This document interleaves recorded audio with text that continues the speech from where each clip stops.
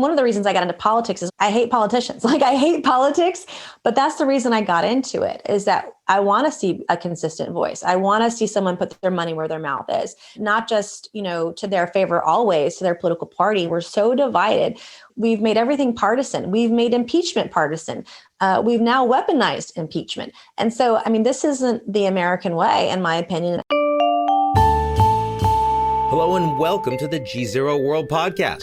I'm Ian Bremmer, and here you'll find extended versions of the interviews from my show on public television. And today I'm sharing a bonus episode with you. I recently sat down with Democratic Senator Chris Murphy to talk impeachment and the way forward for Congress and the country. If you haven't listened yet, it dropped in your podcast feed right before this episode. And today, I'm crossing the political aisle to pose some of the same questions to Republican Congresswoman Nancy Mace. And as you'll hear, she does not exactly toe the MAGA line. Let's get to it.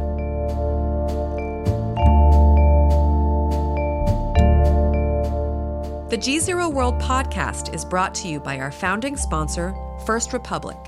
First Republic, a private bank and wealth management company, understands the value of service, safety, and stability in today's uncertain world.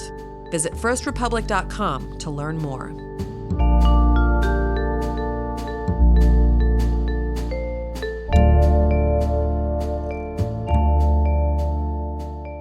Representative Nancy Mace, welcome to GZERO World. Hey, thank you for having me on today. So I want to say welcome to Washington, D.C. As a new congressperson, but it wasn't a very auspicious welcome. Your first day was pretty extraordinary. Yeah, it's pretty harrowing, and I don't know whether you should be offering congratulations or condolences, quite frankly. We are so divided in this country right now that it's led to so much violence, not only on January 6th, but for months now all across our country. And it really was sobering to see what happened, the violence that happened on the Capitol steps on January 6th. And I think it's a real awakening, should be for everybody who was elected to try to do better. To talk a little bit, since this is going around the world too, about your personal experience on the day of the 6th, how'd it go for you? Yeah, well, I was there in the chamber when we first had our joint session, and the vice president was presiding over it before the first objection. And then when the first objection on the state of Arizona happened, I started to make my way back to my office, but wasn't able to get to my building because of threats at the Capitol. In fact, there was a pipe bomb that was found just steps away from the Cannon office building at C and First Street. And I looking back at it now, I walked by a pipe bomb where that was to get into my office that day, which is just so crazy to me that is the world that we live in today. And it's very heartbreaking to see that. But at one point, during all the mayhem, I was stuck in a tunnel underneath the Capitol trying to get back to my office. And I read police reports this week of rioters that knew that there were some members stuck in the tunnels underneath the Capitol, and they were trying to go down, find a way to get down there to find us and capture us. And so it was a very scary day. It's a day I will never forget. Our lives were at risk and were put in grave danger. You started off by talking how divided the country is. You voted to proceed to accept the electors. And I wonder what kind of reaction you've gotten, both from your constituents as well as from your colleagues, most of whom on the Republican Party have not joined you. Right. Well, the feedback was negative prior to the events of January 6th. Was very, very negative. And what I saw was rhetoric ratcheting up and causing people to say and do things they wouldn't normally do because they believed some of the information that they were fed, and they were totally misled on what Congress and the vice president could actually do. And if you read the Constitution, I am conservative. I'm a constitutional conservative. But when I was reading and researching the votes on the Electoral College, what I realized is that millions of people were misled. Congress has no authority, ability, or power to overthrow the results of a legally certified election. And the election was certified in all 50 states across the country. And the second thing that people were misled on is that they were told the vice president could also overthrow the results of the election. Also not true. And so I read every line of the Constitution as it pertained to executive power and function and the role of the Electoral College and the role of the states. Article 2, Section 1, Clause 2 is very clear in this regard. The 12th Amendment is also very clear on what Congress's role, and it's largely ceremonial for the Electoral College, but also Title III of the U.S. Code of Laws is also very clear. And so I took all of this into account. And one of the things I said to my constituents when I ran for office is I wouldn't lie to them. Even if we didn't like the outcome, I would always be honest and truthful, and they would always know where I stand and why. And it was really disappointing to me to see people, even family or friends, people I consider friends for a very long time, people that are in my family that were misled. And it's taken a long time for them to see what that led to, what a lot of that rhetoric led to, which was the violence on January 6th. Now, since that time, a lot of the letters and communication I am receiving is far more positive than it is negative.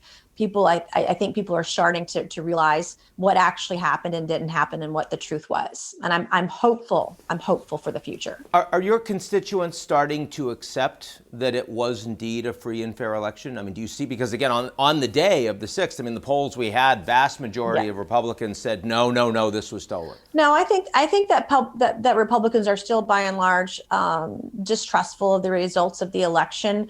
Of the results of them, and our election system, our voting system, is only as good as people's confidence in it. Unfortunately, the way that I look at it right now is whether or not you thought there was voter fraud. And I'm a cynic. I think there's fraud in every election to varying degrees. But we lost so much ground when the riots hit the Capitol, when the insurrection happened. Nothing like that had happened since 1812. We lost a lot of the ground that we had gained. And if there were irregularities in the election, we really lost all of our credibility on it. There are places like in Pennsylvania where I talked to lawmakers there, where I've got some relationships where they were trying to find relief and state court didn't get it. They're pursuing it in federal court. But the issues that they've had with voting irregularities are systematic. They've been around for a very long time. They weren't unique to 2020. And so if we're going to take these things seriously, then we can't storm the steps of the Capitol. And so the same thing goes with violence. If we don't hold ourselves accountable, our own party and our contributions to it, then we can't turn to the left and expect to hold them accountable for the violence we've seen in Portland and other places. And so I've tried to be really consistent in the way that I talk about these things and the stands that I take. It's really important that we're not hypocritical in any of these issues. So again, I understand that were lots of claims about electoral fraud, at least in the dozens and dozens of cases that were brought. I mean, either the cases were withdrawn because there were no evidence, or they were thrown out, or they were ruled against. Some of the cases were out of standing, and a lot of these were judges that were appointed by President Trump. And of course, and the other thing, there are two things that I when I talk about this issue. But number one, Republicans were only willing to object to the states that had election fraud or changed their election laws legally or illegally in states that we lost. They weren't willing to do it in states that we won. And so, one, it wasn't consistent in the way that we were going about it, because if you believe there was election fraud, there were multiple states that changed their laws for the election. And it wasn't just states that we lost, it was states that we won also. I think that's really important distinction to have. And then the other thing that was brought out by Congressman Chip Roy out of Texas is that if there was so much voter fraud, then how did all these Republicans get elected in the first place? And so, these are things that we need to be honest about when we're having these conversations and talking about it. Voter fraud, I mean, you've seen it from machines that are broken to people voting provisional when they should or should not. I mean, there are things that happen in every election. The question is, was it enough to overturn the results of the election? Probably not when you look at it. And so, but there are always irregularities. And if we want to pursue it, then we've got to be consistent in how we look at it and how we move forward on it.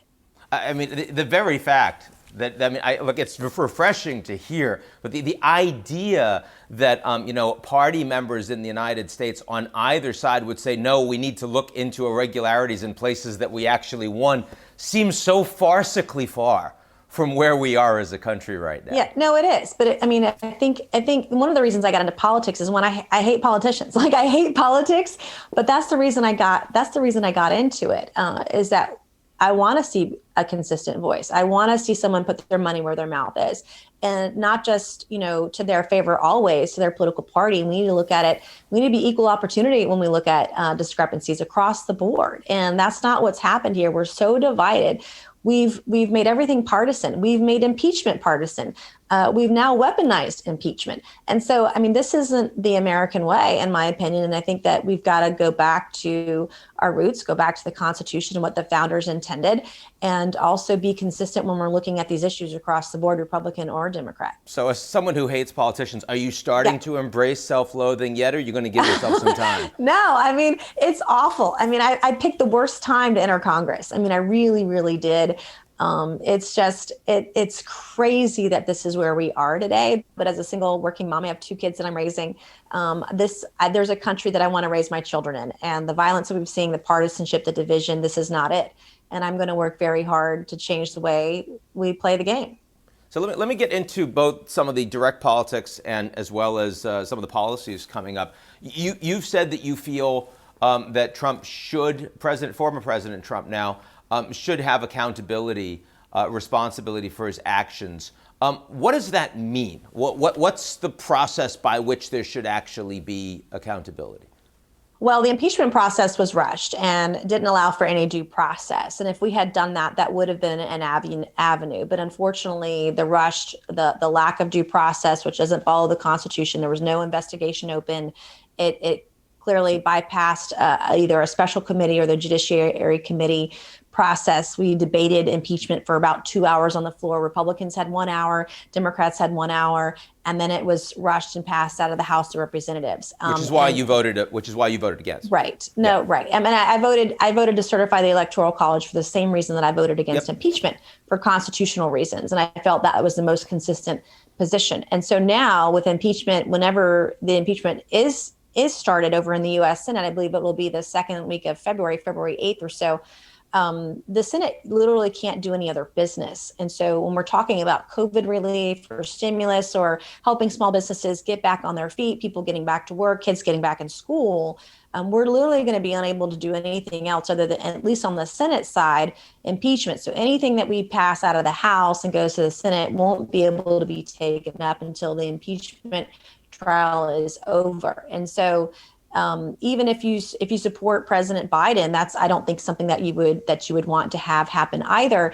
And the other thing is that the impeachment throws gasoline on the fire right now in an already distrustful, divided nation. And I really do believe that we need to find ways to work together. Obviously, 80 to 90% of the things that Democrats are working on, we're going to disagree with. The goal might be the same, but how we get there is going to be different. Whether that's getting people back to work, getting small businesses. These are all things that we need to figure out how to resolve in the next few months. Getting the vaccinations out right now, my home state of South Carolina, we're dead last in the number of dosages that our state is receiving. And so we've got to do everything in our power to help mitigate the spread of COVID-19 and get people back to work and kids back in school. And that's where our focus really ought to be right now. And we're seeing the president be held accountable in the press. We're seeing Republicans like myself hold him accountable. We're seeing the capitalism as well. We're seeing the market hold the president accountable as well. But from a business standpoint, from someone in Congress, it needs to be across the board. If Trudeau's going to do that to the president, they have every right to do that. But they need to be consistent about it, and they need to get other people off the platform that are promoting genocide and terrorism across the world. So on coronavirus, I mean, look, some state has to be last, but why is it South Carolina? I was a little bit surprised to hear that you guys are just not getting vaccines out. We're not, and part of it too. So what I learned last week is there are a couple of things going on. There are people out there, even our frontline workers and those who are 70 and older, are skeptical of the vaccine. So not everybody is opting to get the vaccination. That's kind of the first issue. One of the other issues, so we're not depleting all the doses that we do have, but one of the other issues is if we had that demand, we're dead last in the percentage of dosages that we're getting, the ratio per 100,000 people. And so that has to be increased. And with the inauguration last week, it was really difficult to bring it to the attention of the CDC or the White House. But that is something that we're really intently focused on right now. There are also regulations at the state level right now. For instance, mom and pop local pharmacies aren't allowed to give vaccinations right now. And those are areas where they know where the most vulnerable populations are. The other thing that I learned, and I was at a drive-through vaccination location on Friday at a local church, but out of 1,000 people, only 2 African Americans came through out of that number that got vaccinated. And so I think that there's some communication we need to do obviously do a better job in different communities promoting the vaccination and how to get that. And that's going to be a focus for me this week as well, is working with our hospital system, working with our state government to ensure our most vulnerable populations are getting and have available access to make their appointments, because based on the federal and state regulations, one, you have to make an appointment. You can't just show up and drive through. You have to make an appointment first. Not everybody has access to the internet. Starting tomorrow, you'll be able to call in and make an appointment to do that. But then some of our most vulnerable communities either don't know about it or don't have access to the ability to make an appointment to get in line. And so those are some areas where we need to focus. And if we need to open it up to 60 or 65 and older to get people to come in and get their vaccinations, then we need to do that. And so those are all things that I am working on intently this week, since we're not in DC. So in terms of where you think you personally and where Congress should be able to come to some level of cooperation on policies going forward across the aisle, what would you hold out some hope for? I'm going to hold out hope for transportation infrastructure. That is a package that we've been talking about for a very long time. The hiccup will be, how do you fund it? Because oftentimes we get these grandiose packages and have no way to fund roads and bridges and infrastructure projects. In the environment, I'm a Republican who cares about the environment. I'm a conservationist, and I believe there'll be environmental policy that we can work on together. And already I'm hearing from Democrats that want to work together on a multitude of issues. One of those is criminal justice reform and continuing prison reform. As a Republican state lawmaker, I actually had a bill signed into law regarding prison reform in the middle of COVID last year. And so those are issues that I believe we can find some common ground and work on going forward. And it's my hope, because I've been such a strong voice, a new voice for the Republican Party over the last few weeks, that I can use some of that capital to find ways to work together. And I think that there are small ways that we can make a big difference in this country for everybody. And prison reform, one of the more significant pieces of domestic legislation that actually got bipartisan support under the Trump administration. So, I mean, we should, even in the worst of times, we do show that we can get some things done. So, hey, now that the Democrats are in charge of the House and Senate, should the Republicans start paying more attention to fiscal responsibility? I think both sides really should. I mean, the fact that our deficit reached $4 trillion last year and our debt is, approaching $28 trillion. I mean, these are things that both sides have contributed to. I mean, over the last few decades, it used to be where Republicans would hold Congress accountable, but now, Republicans on one side, they want more defense spending, and for that, the left wants more on social welfare programs, wants spending elsewhere. And so there's no accountability. We've just been going up, up, and up without having any accountability measures in place. And so both sides are really going to have to take a long and hard look at how we're going to pay for all this in the future, because I don't believe, especially during a pandemic where people are out of work, that we start increasing fees and taxes for small businesses or hardworking families. That's not going to solve the problem either. The poor are going to get poorer and the rich will get richer. And so we've got to find a way to do it where we can. That's why I'm a big fan of the penny plan. For every dollar the federal government spends, they cut a penny. Every agency can find a penny in every dollar that they spend. If American workers have to do it, so too should the federal government. But we've got to look long and hard about long-term, 5, 10 years, 20 years from now. We can't keep kicking the can down the road. And that's what we keep doing. That's one of my greatest frustrations with Congress, with both chambers, is that we just don't take accountability there. 1.9 trillion is what President Biden is looking to get in terms of the relief and stimulus bill. There's been a lot of Republican pushback, but as you say, a large part of the population is suffering greatly right now. What's it going to take to get your support on that bill? So in the bill in December, we were sending money to other places, countries around the world who didn't need it. I think we've got to be very, very targeted and specific. We can't send $2,000 stimulus checks to people making $75K a year who had no negative impact on their wages or their salaries from COVID-19. Whether the number is $1,000 or $2,000, I don't think is as relevant as who's actually going to get those checks. We can't allow people who are deceased. We've done that before. We can't allow illegal citizens. We've done that before to get those kinds of checks. It really needs to be targeted to those who have lost wages and who've lost salaries, and even those who've taken on, for example, greater expenses for childcare. I fortunately, my kids are old enough where I don't have those sort of incidental expenses, but for families who had to stay home, who had to get extra childcare because their kids could not be in school, allowing them to write off 100% of those expenses. Increasing the minimum wage to $15 an hour has nothing to do with COVID right now. If you let the free market work, wages will go up based on demand. And we've seen that in markets around the country. Previous to COVID-19, if you were an entry-level worker at a fast food restaurant in Charleston, South Carolina, you were making $15 an hour and about to get a raise to 20 because the market was so good. Our unemployment was 1.86%. And so we've got to make sure that, we don't do things. If you increase the minimum wage to $15 an hour, those are going to be fewer jobs for people as well. So we just have to make sure that it's targeted relief. And that we're not doing more harm than good to our economy and getting it restarted. Representative Nancy Mace, no stimulus checks for dead people. You heard it here first. Thank you so much for joining us. Thank you. That was my conversation with Republican Congresswoman Nancy Mace. Do be sure to check out my recent interview with Democratic Senator Chris Murphy, who answered some of the same questions. Check your podcast feed. It dropped shortly before this episode. And if you like what you've just heard, find out more at GZEROmedia.com.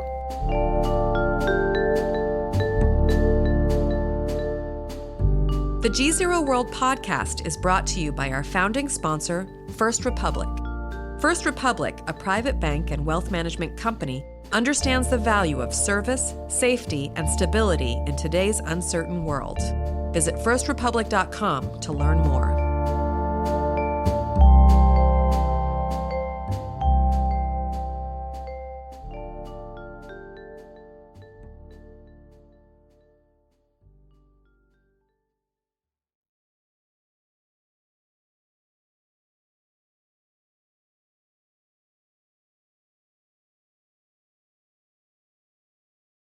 You're listening to the GZERO World with Ian Bremmer podcast, your weekly geopolitical deep dive into the world's biggest news stories, featuring in-depth conversations with global leaders and newsmakers.